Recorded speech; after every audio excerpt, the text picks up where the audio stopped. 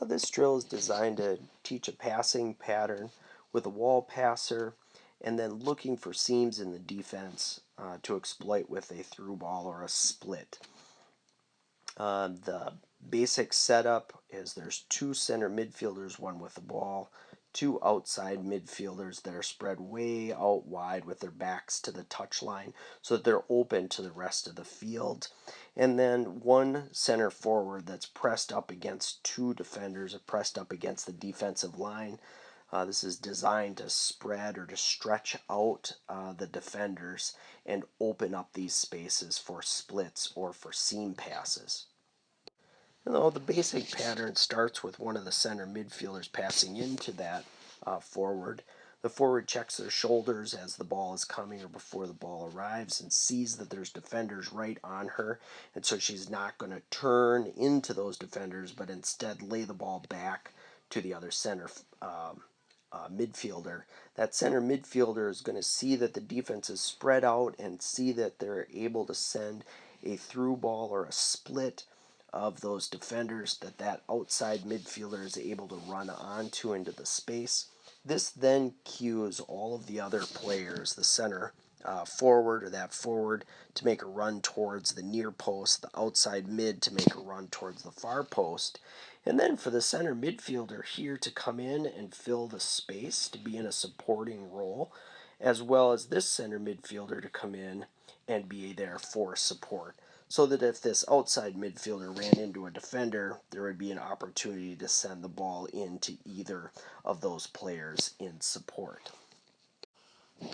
So if we rewind back a little bit and we play through, that outside mid is going to get down into position and time a cross for that forward and the outside mid to be able to receive it in and around that penalty spot and be able to take a shot on goal. Now, the center midfielders are able to just reset into those positions vacated that they were supporting for the forward and that other outside mid, where the other players go back into the group to be able to substitute in for those three opened up spots. So we'll go through this quickly one more time and then talk about some progressions. Ball's played into the wall passer or the forward. There's pressure behind, so not able to turn and lays it back. We then see the seam in the defense and send a split or a through ball. That ball is run onto by that outside mid, cueing everybody else to move into support or to attack roles. Able to make a cross in towards the center spot that our two other attackers attacking the near and the far post are able to take a shot. The two center midfielders roll into the forward and outside mid positions, and the three other spots are filled by people from in the back. The ball then is sent back up to one of the center midfielders, and as you see, you could actually run this same thing going the opposite direction and have the kids run through it one time one way and another time the other way. To start with, you kind of might run the same pattern for a while and then start to move it around. Another progression other than running it to the other side is to add a defender. Now with adding the defender, we're going to move one of these cones out of the way and instead have one cone in the middle and then bring a defender in. And what we're going to do is ask that defender to pick a side. When that defender picks a side, it's going to then leave one side for this forward to be able to receive the ball on and to be able to have that ball be received away from pressure. So instead of sending the ball here where there's a chance for a tackle and for the defender to take the ball away, instead this center midfielder needs to put the ball in away from pressure. So if this defender was on this side, the ball would need to get played over to the far side away from pressure. This is also the direction we should send the ball back into. So if the ball was to be able to be sent in from either side, it may come directly back to that same center midfielder. The idea is to teach this wall passer to receive and to send away from pressure.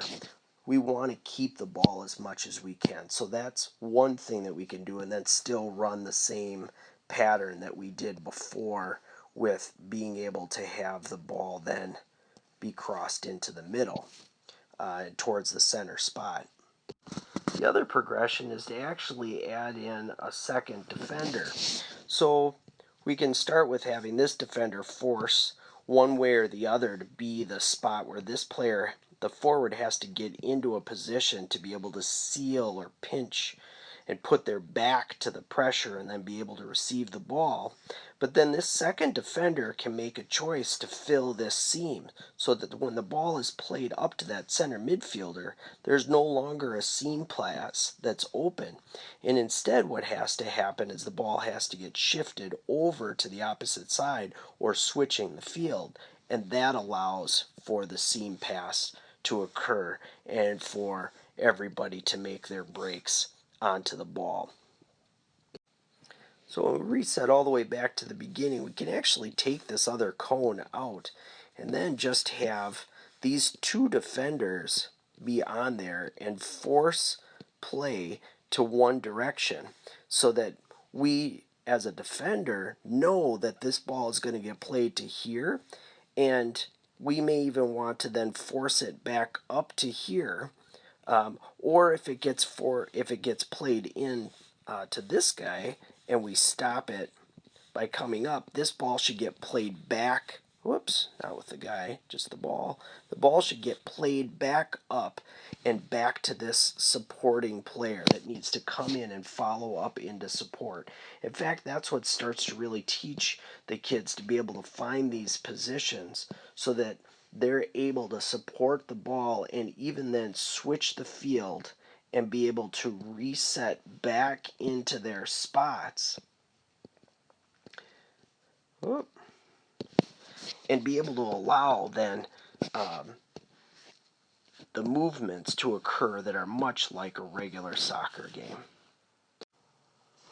Well, I think you'll find that this helps kids to be able to learn to actually slow down play, to be able to play the ball backwards, to be able to switch the field, and to see what are the cues as to where to send the ball and when to send the ball, including a through ball or a split pass, and when it should just be laid back or put back to support.